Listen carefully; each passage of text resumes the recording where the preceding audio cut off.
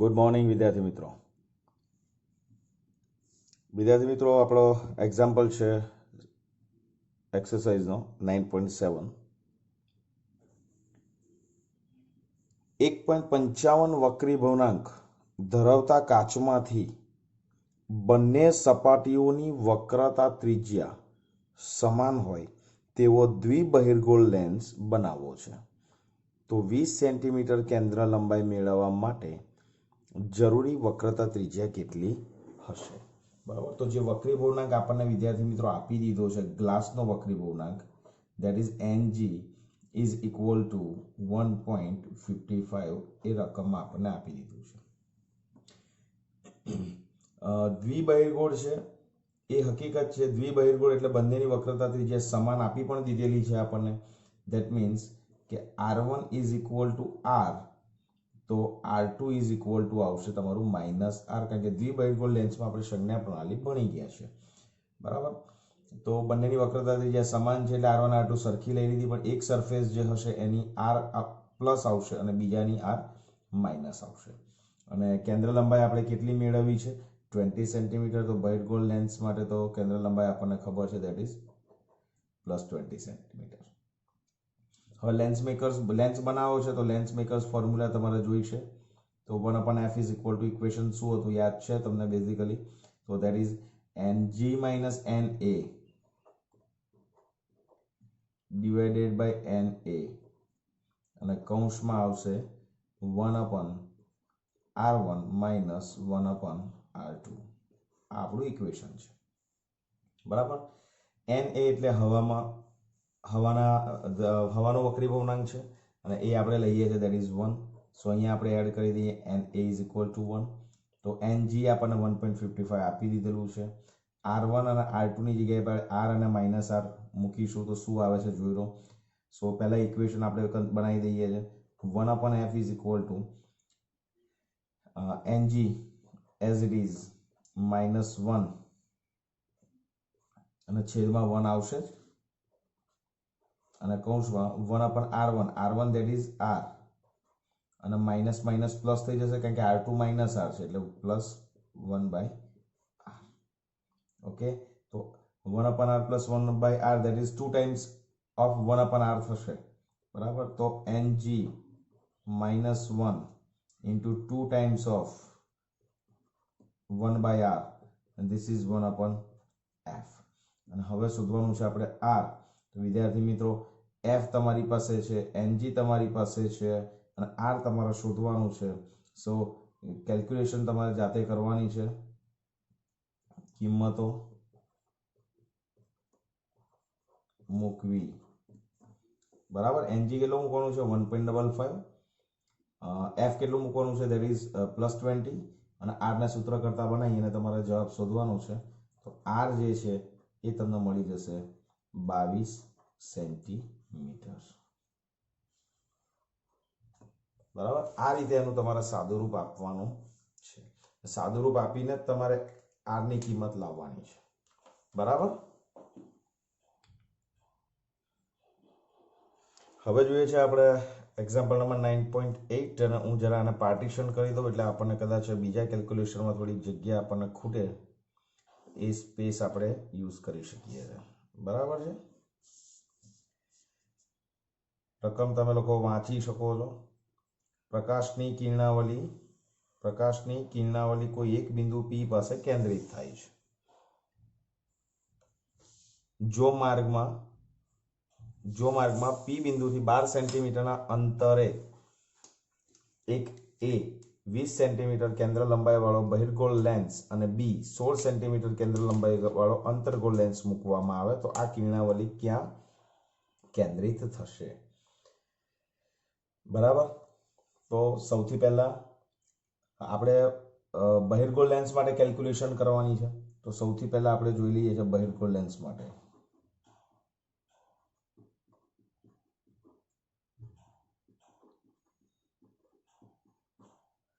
હવે પ્રકાશની કિરણાવલી કોઈ એક P બિંદુ પાસે કેન્દ્રિત થાય છે અને જો માર્ગમાં P બિંદુથી 12 સેન્ટીમીટર અંતરે 20 સેન્ટીમીટર કેન્દ્ર લંબાઈ વાળો આપણે બહિર્ગોળ લેન્સ મૂકીએ છીએ. તો આ 12 સેન્ટીમીટર એ આપણું શું થઈ ગયું, વસ્તુ અંતર થઈ ગયું. તો તમને એવું કહ્યું છે કે આ કિરણાવલી કયા બિંદુએ કેન્દ્રિત થશે, એટલે કે પ્રતિબિંબ ક્યાં રચાશે. સો યુ જે છે એ તમને આપી જ દીધું છે, દેટ ઇઝ 12 સેન્ટીમીટર. બરાબર. તો યુ 12 કેમ લેવું, કે પ્લસ લેવું કે માઇનસ લેવું, એ તમે સંજ્ઞા પ્રણાલીને ધ્યાનમાં રાખીને જવાબ આપી શકશો. જોજો ધ્યાનથી. હવે સમજો કે અનંત અંતરેથી આમ કિરણાવલી આવતી હતી અને એ અહીંયા કેન્દ્રિત થતી હતી પી બિંદુ પાસે. જોજો ધ્યાનથી, પી બિંદુ પાસે કેન્દ્રિત થતી હતી.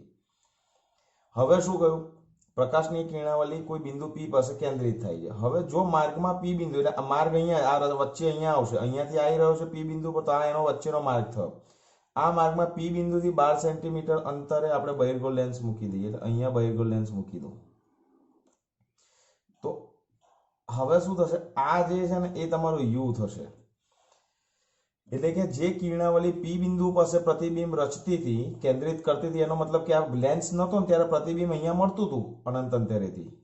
કિરણાવલી આવતી હશે કોઈ પણ ઓબ્જેક્ટ ઉપરથી, એ પી બિંદુ પર કેન્દ્રિત થતી હતી.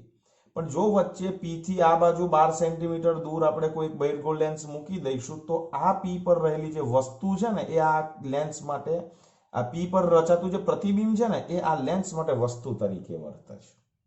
તમે સમજ્યા? આ લેન્સ પહેલા નહોતો, કિરણો અહીંયા આવ્યા અને પી ઉપર એનું કોઈ ઓબ્જેક્ટનું પ્રતિબિંબ એને આપી દીધું. હવે આપણે શું કર્યું, પી થી 12 સેન્ટીમીટર અંતરે અહીંયા એક બહિર્ગોળ લેન્સ મૂકી દીધો. મીન્સ કે આપાત કિરણ, આ આપણા આપાત કિરણની દિશા છે, બરાબર, અને એ પ્રતિબિંબ અહીંયા મળતા હતા. અને હવે એ વસ્તુ અહીંયાથી તમે માપવા માટે હવે આમ આવશો, આ યુ જે માપવા માટે પી થી તમે આમ આવો છો. દેટ મીન્સ કે આપાત કિરણ આમ હતું, આપાત કિરણની દિશા છે વિદ્યાર્થી મિત્રો. અને પી જે હવે એના માટે વસ્તુ, આ પી પર રચાતું પ્રતિબિંબ હવે આ બહિર્ગોળ લેન્સ માટે જ્યારે વસ્તુ તરીકે વર્તે છે, ત્યારે એ વસ્તુ અંતર તમારું કેવું આવશે, ધન આવશે. કેમ? તમે માપવા માટે પી થી આ તરફ જાઓ છો. એટલે બહિર્ગોળ લેન્સ માટે તમારું આ કેસની અંદર વસ્તુ અંતર કેટલું થઈ જશે, you is equal to +12 centimetre. કેન્દ્ર લંબાઈ કેટલી આપી છે, એફ, ધેટ ઇઝ +20 સેન્ટીમીટર. એટલે કે બહિર્ગોળની કેન્દ્ર લંબાઈ, બહિર્ગોળ લેન્સની કેન્દ્ર લંબાઈ આપણી પ્લસ છે, અને એના માટે આપણે વસ્તુ અંતર વી શોધવાનું છે. રાઈટ.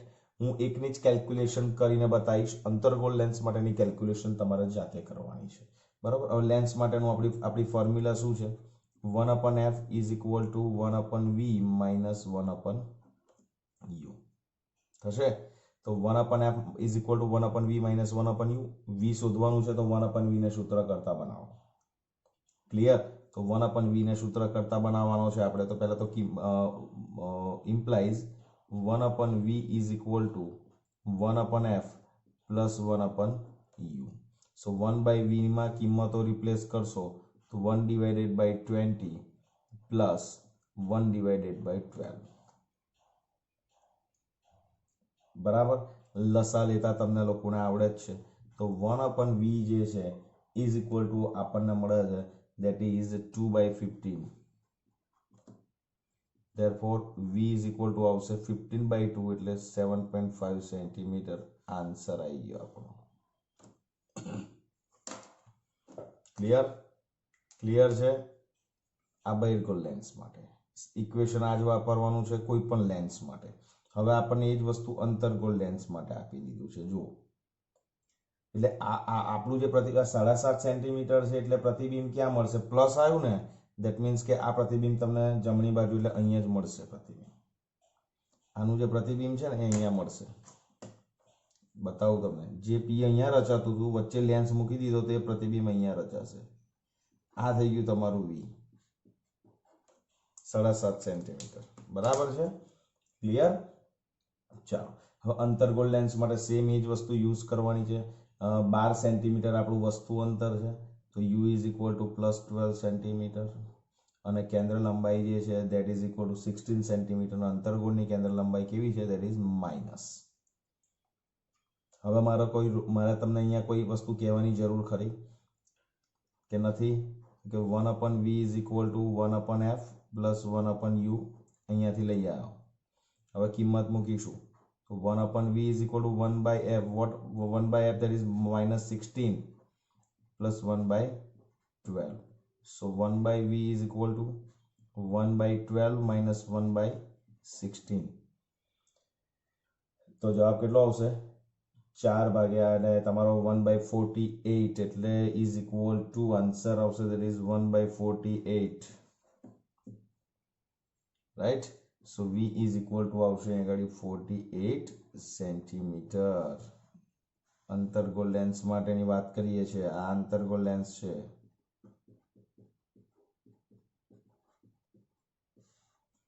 આકૃતિની જરૂર નથી દોરવાની પણ v પણ 48 સેન્ટીમીટર આમ જ મળશે એટલે અહીંયા તમે જો અંતર્ગોળ લેન્સ મૂકશો તો વસ્તુ અહીંયા 48 સેન્ટીમીટર અહીંયા મળશે સમજ્યા જે પ્રકાશનું કિરણ અહીંયા જતું હતું p બિંદુ અહીંયા હતું અહીંયા અંતર્ગોળ લેન્સ મૂકી દેશો તો આ તમારું u થયું તો v તમારું કયું થશે અહીંયા થશે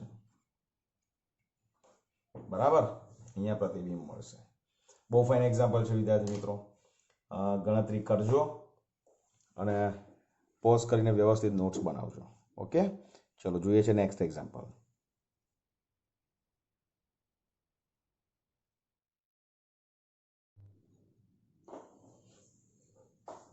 ચાલો એક્ઝામ્પલ નંબર 9.9 21 સેન્ટીમીટર કેન્દ્ર લંબાઈવાળા એક અંતર્ગોળ લેન્સની સામે 14 સેન્ટીમીટરના અંતરે 3 સેન્ટીમીટરની ઊંચાઈની એક વસ્તુ મૂકેલી છે હવે ક્વોન્ટિટીને જે કંઈ પણ આપેલી છે અને સંજ્ઞા પ્રણાલી સાથે લખવામાં તમને લોકોને હવે કંઈ તકલીફ પડશે એવું મને લાગતું નથી અંતર્ગોળ લેન્સ કેન્દ્ર લંબાઈ આપણે લઈ લેવાની છે minus so f is equal to minus 21 centimeter as per given 14 centimetre જે છે એ આપણું વસ્તુ અંતર છે તો વસ્તુ અંતર છે that is minus 14 સેન્ટીમીટર વસ્તુ અંતર ઓલમોસ્ટ માઇનસ આવશે બરાબર પણ આના આગળના એક્ઝામ્પલમાં કેમ માઇનસની જગ્યાએ પ્લસ લીધું કારણ કે એ એક ઇમેજ હતી અને એ અરીસા માટે વસ્તુ તરીકે વર્ક કરતું હતું એટલા માટે એ ડિરેક્શન ઉલટાઈ જતી હતી એટલા માટે એ પ્લસ લેતા હતા u equal to minus 14 અને વસ્તુની ઊંચાઈ કેટલી આપી છે that is h is equal to plus 3 centimetre lens વડે મળતા પ્રતિબિંબ જે છે પ્રતિબિંબનું વર્ણન કરો તો પ્રતિબિંબ માટે ફોર્મ્યુલા આપણી કઈ છે 1/f is equal to 1/v minus 1/u okay so 1/v માટે therefore 1/v જે શોધવાનું છે એના બરાબર આપણે લખીશું 1/f plus 1/u okay so 1/v is equal to 1/f plus 1/u કરીશું આપણે તો 1/f that is minus 21 plus 1/-14 તો આ જે v આવવાનું છે તમારું એ સાદું રૂપ તમે આપશો તો -42/5 મળે છે અને that is almost v is equal to minus આપણને મળશે -8.4 સેન્ટીમીટર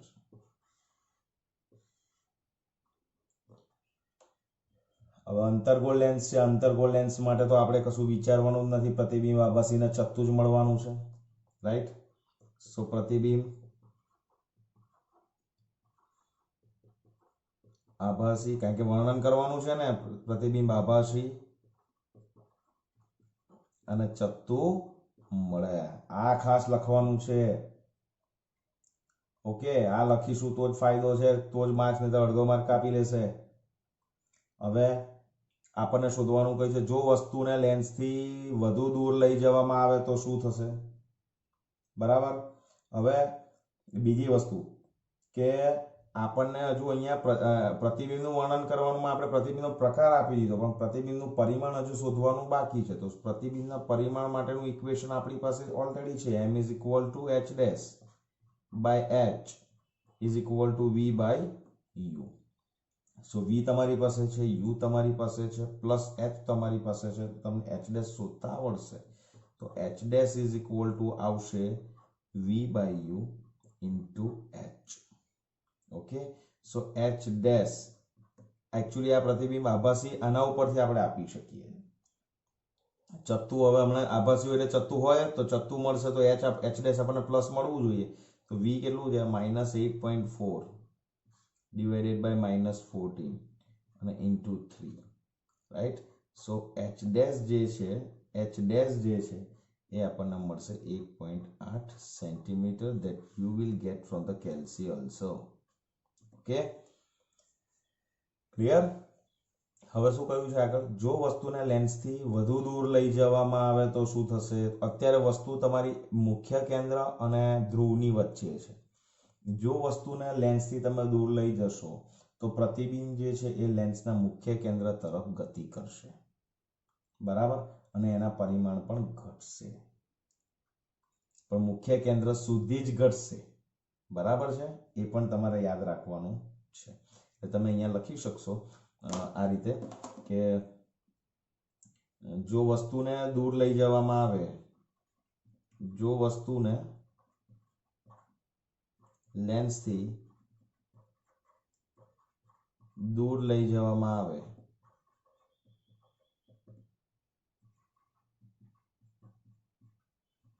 તો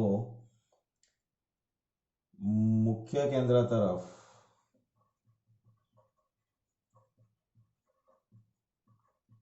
પ્રતિબિંબ ગતિ કરશે અને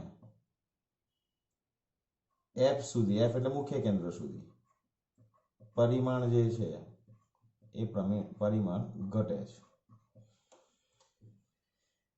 clear? So this is example number 9.9.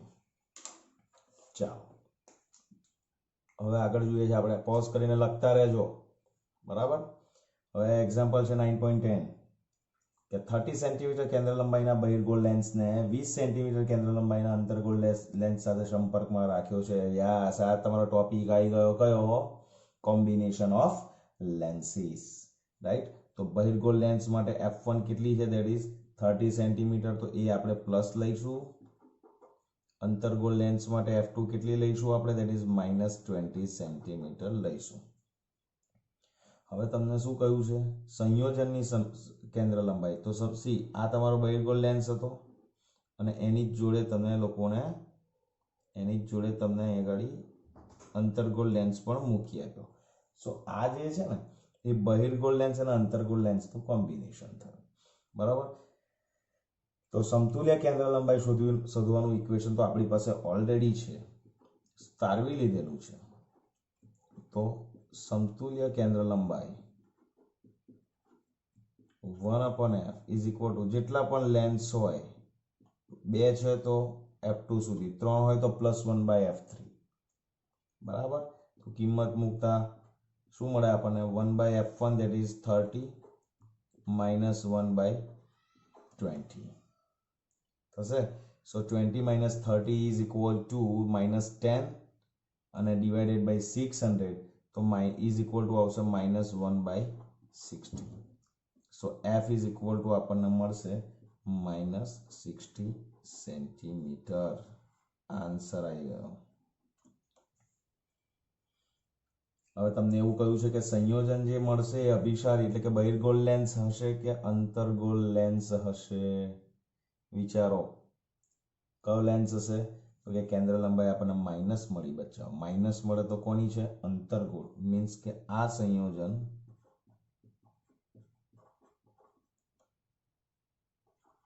અપસારી કૌંસમાં અંતર્ગોળ લેન્સ હશે. એ પણ યાદ રાખજો, આ પાતળા લેન્સ માટેનું ઇક્વેશન છે એટલે કે બે લેન્સ વચ્ચેનું ડિસ્ટન્સ નેગ્લિજિબલ છે, રાઈટ? અને લેન્સ પણ પાતળો છે, ત્યારે આપણે આ ઇક્વેશન વાપરી અને આનો જવાબ આપણે આ રીતે લઈ આવવાનો છે, બરાબર? ચાલો જોઈએ આગળ બીજા બે એક્ઝામ્પલ્સ.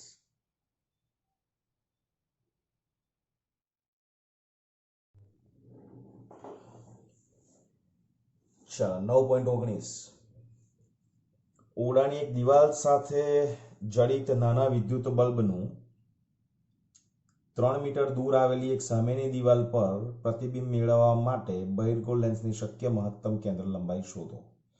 વિદ્યાર્થી મિત્રો, આ એક્ઝામ્પલ જ્યારે તમને પૂછાય તો સ્પેસિફિકલી તમને આ JEE નીટમાં પણ કામ લાગશે એવો એક્ઝામ્પલ છે,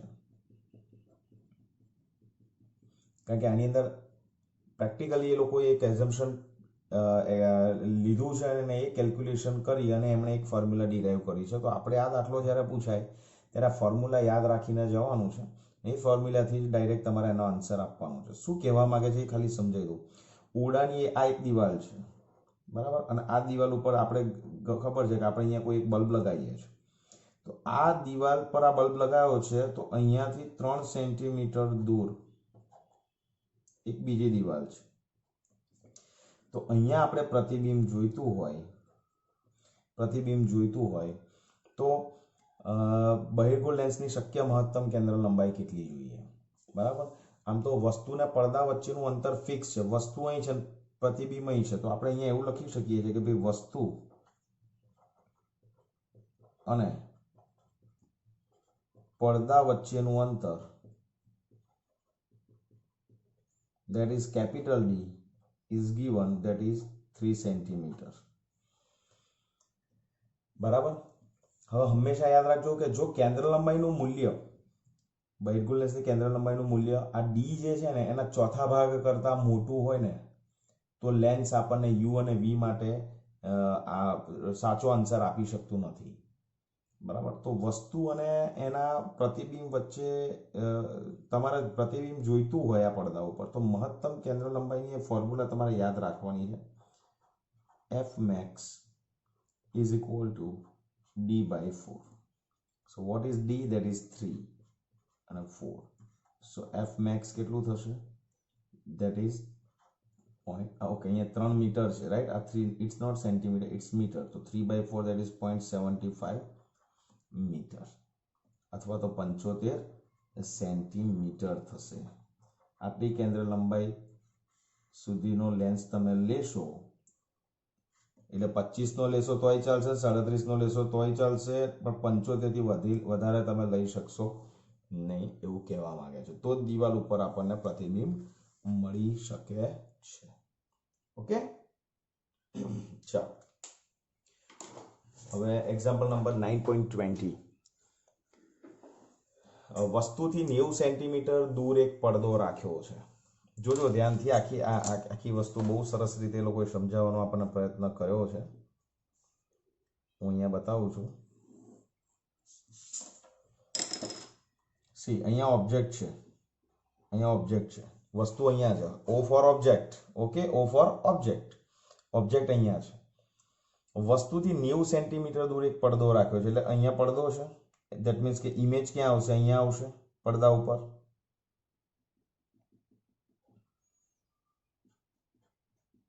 ઇમેજ અહીંયા મળે છે, ધ્યાન રાખજો. એટલે અહીંયા આપણો ઓબ્જેક્ટ આવશે.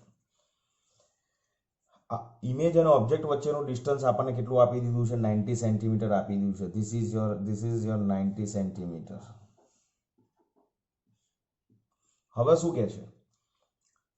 એકબીજાથી 20 સેન્ટીમીટર અંતરે આવેલા હોય એવા બે સ્થાન આગળ વારાફરતી એક બહિર્ગોળ લેન્સ મૂકવાનો છે. 20 સેન્ટીમીટર અંતરે, દાખલા તરીકે આપણે ધારી લઈએ છીએ એક બિંદુ અહીંયા છે અને એક બિંદુ અહીંયા છે. મીન્સ આ બંને વચ્ચેનું ડિસ્ટન્સ કેટલું છે? That is 20 centimetre. તો તમે અહીંયા બહિર્ગોળ લેન્સ મૂકો, તો અહીંયા ઓબ્જેક્ટ મૂકશો, આ બહિર્ગોળ લેન્સ પર આપાત થશે એના કિરણો, તો પ્રતિબિંબ અહીંયા મળશે. અને આ લેન્સને કાઢી અને એ લેન્સને તમે અહીંયા મૂકી દો તો પણ પ્રતિબિંબ આપણને અહીંયા જ મળશે. સો આ બે L1 L2 લેન્સ એક જ છે, સમજો તમે, લેન્સ એક જ છે, ખાલી લેન્સની જે પોઝિશન છે ને એ બે જુદી જુદી જગ્યા પર વારાફરતી મૂકવાનો છે. ઓબ્જેક્ટ અહીંયા એક વસ્તુ મૂકો, એક લેન્સ L1 અહીંયા મૂકો તો એનું પ્રતિબિંબ અહીંયા મળે. આ જ લેન્સને ખસેડીને અહીંયા મૂકી દો તો એનું પ્રતિબિંબ અહીંયા મળે. તો યાદ રાખજો, વસ્તુ અંતર બદલાય છે પરંતુ પ્રતિબિંબ અંતર, જો વસ્તુ અંતર તમારું બદલાશે તો પ્રતિબિંબ અંતર બદલાવાનું છે. જો અહીંયા મૂકશો તો આ વસ્તુ અંતર થશે ને આ પ્રતિબિંબ અંતર થશે, અને અહીંયાથી અહીંયા મૂકશો તો આ તમારું વસ્તુ અંતર થશે, તો આ તમારું પ્રતિબિંબ અંતર થશે. બરાબર છે. પણ એટલું યાદ રાખજો, જ્યારે આવી પરિસ્થિતિ બને ને ત્યારે આ બંને લેન્સ, બંને જે બિંદુઓ છે ને એ બંને બિંદુઓ, આ બિંદુ ઓબ્જેક્ટથી અને આ બિંદુ ઇમેજથી ઇક્વી ડિસ્ટન્સે જ હોય. તો આ ડિસ્ટન્સ આપણે ધારી લઈએ છીએ સપોઝ x, તો આ કેટલું હોય છે? x જ હોય છે. આપણે ધારવાનું છે. સપોઝ તમે આને x1 લેશો, તમને ખબર, આ તો હું તમને કહું છું કે એઝમ્પશન છે કે આવી પરિસ્થિતિમાં ઓબ્જેક્ટથી આ બિંદુનું અને ઇમેજથી આ બિંદુનું ડિસ્ટન્સ સેમ હોય છે, બરાબર. તમને એવું ખબર ના હોય, તમે જો આને x1 અને x2 લઈને દાખલો ગણશો તો તમારો દાખલો લાંબો થઈ જશે. હમણાં આપણે એક્સેપ્ટ કરી લેવાનું છે કે આ ડિસ્ટન્સ સરખું છે, રાઈટ. તો હવે તમે જુઓ કે વસ્તુના પડદા વચ્ચેનું અંતર 90 છે અને લેન્સના બે જુદા જુદા સ્થાન વચ્ચેનું અંતર 20 સેન્ટીમીટર છે. તો આકૃતિ ઉપરથી વિદ્યાર્થી મિત્રો આપણે આવું કહી શકીએ, જોજો ધ્યાનથી, કે x plus 90 plus 20 plus x is equal to 90. X plus 20 plus x is equal to 90. So twice x is equal to 70. So x is equal to 35 centimeter. આ મળે આપણને. તો x મળી ગયું 35. રાઈટ. તમે આને x1 અને x2 લઈને દાખલો ગણો ને તો x1 અને x2 35 જ મળશે, બરાબર છે. આપણે અહીંયા ધારી લીધું, આપણે સ્વીકારી લીધું છે કે આ ડિસ્ટન્સ ઇક્વિડિસ્ટન્સ x જ હોય. ઓકે. હવે આપણને શું કહ્યું, લેન્સની કેન્દ્ર લંબાઈ શોધવાની છે. હવે લેન્સ તો એનો એ જ છે, જે લેન્સ અહીંયા મૂકીને પ્રયોગ કરીએ છીએ ને એ જ લેન્સ અહીં મૂકીને પ્રયોગ કરીએ છીએ. તો આપણે હવે આ લેન્સને અહીંયા મૂકીએ છીએ L1 માટે, તો લેન્સના L1 સ્થાન પાસે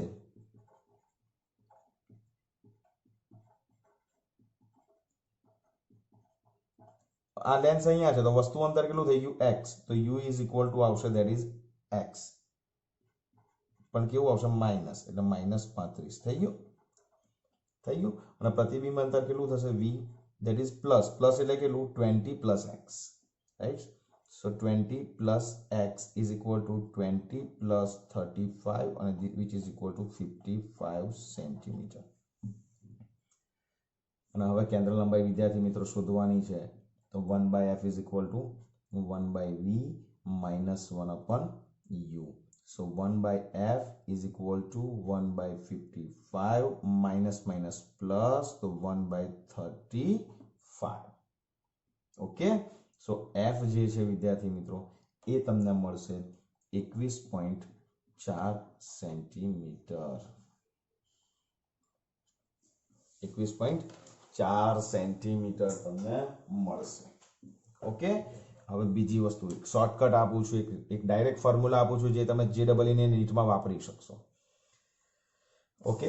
અહીંયા આને પાર્ટીશન કરી દઈએ એટલે તમને જરા ડિસ્ટર્બ ના કરે. લખવામાં તો તમને સરળતા પડી જ ગઈ છે, તમને સમજ પડી જ ગઈ છે, રાઈટ. ઓકે. સો આને પણ આપણે અહીંયા એ કરી દઈએ પાર્ટીશન. હવે આન્સર આવી ગયો, આ એક્ઝામ્પલ પૂછાય તો આ આન્સર 21.4 સેન્ટીમીટર લખીને આવતું રહેવાનું. Okay, clear. અને આ જ એક્ઝામ્પલ સપોઝ તમને JEE નીટમાં પૂછાય 4 માર્કની અંદર, તો તમારે આ બધી આકૃતિ દોરીને આ બધી જ કેલ્ક્યુલેશન કરવાની જરૂર નથી. હું તમને એક ફોર્મ્યુલા આપી દઉં છું, તમે જોઈ લો. એમાં તમારે કેન્દ્ર લંબાઈ f ઇઝ ઇક્વલ ટુ યાદ રાખવાનું છે a² minus d² divided by 4 times of a. જ્યાં a શું છે એ ખાસ યાદ રાખજો. a is equal to વસ્તુ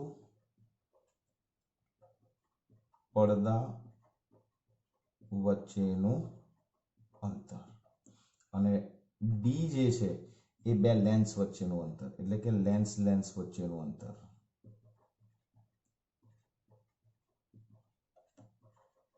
હવે હું આ તો ખાલી તમને કહું, કદાચ તમને એવું થાય કે એ કહ્યું ને ડી કહ્યું તેટલું યાદ રાખવું. તમને બે જ ક્વોન્ટિટી આપી હશે 90 ને 20, મોટું છે આગળ જ રહેશે, કારણ કે એ તો લેન્સ વચ્ચેનું અંતર જે છે વસ્તુ પડદાથી તો ઓછું જ હોવાનું છે, બરાબર છે. Divided by 4a. સો આની અંદર તમે અત્યારે તમે જુઓ a ઇઝ ઇક્વલ ટુ આપણને કેટલું થશે, દેટ ઇઝ 90 સેન્ટીમીટર અને અને d ઇઝ ઇક્વલ ટુ કેટલું થશે, દેટ ઇઝ 20 સેન્ટીમીટર. અરે સોરી, હા, d ઇઝ ઇક્વલ ટુ આપણું 20 સેન્ટીમીટર. ઓકે. સો e અને d તમે અહીંયા મૂકી અને f શોધી નાખજો. હોમવર્ક. ઓકે. શું આવવો જોઈએ? 21.4 આન્સર આવવો જ જોઈએ, બરાબર ને. તો જ્યારે આ પ્રકારની રકમ હોય તો યાદ રાખીને જવાનું. આ રકમ હોય તો યાદ રાખીને જવાનું કે આમાં આ પ્રકારની સિચ્યુએશન આપી હોય તો કઈ ફોર્મ્યુલા યાદ રાખવાની, ને આ પ્રકારની સિચ્યુએશન હોય તો કઈ ફોર્મ્યુલા યાદ રાખવાની for competitive exam JEE and NEET માટે, ગુજકેટ માટે. ઓકે, બાકી તો તમારે કેલ્ક્યુલેશન કરીને માર્ક્સ લેવાના છે. આમાં કેલ્ક્યુલેશનના માર્ક્સ નથી, ડાયરેક્ટ આન્સરના માર્ક્સ છે કમ્પિટિટિવમાં. એબીસીડી તમારે ટીક કરવાનું છે, બરાબર ને? તો એક વસ્તુ ખાલી તમારે આની અંદર આ ધ્યાનમાં લેવાનું છે. ઓકે, તો પોઝ કરીને બધું જ વ્યવસ્થિત લખી લો. અને બીજું, ઘણા વિદ્યાર્થીઓ એવા છે કે જે લોકો વિડીયોઝ જોવે છે પણ એને સબસ્ક્રાઇબ શેર કરેલી નથી, ચેનલ સબસ્ક્રાઇબ કરેલી નથી, તો એને સબસ્ક્રાઇબ કરી લો તો લેટેસ્ટ વિડીયો તમને મળતા રહે. બીજું કે એને શેર પણ કરો, એને તમે લાઇક પણ કરો, એને કમેન્ટ્સ પણ કરો, તો એમાં મને મારા ક્વોલિટી મારા વર્કની અંદર એને મારે કેવી રીતે શું ઇમ્પ્રૂવ કરવા જેવું છે એ મને ખબર પડે. ઓકે, સો ટેક કેર, સ્ટે સેફ, જય શ્રી કૃષ્ણ.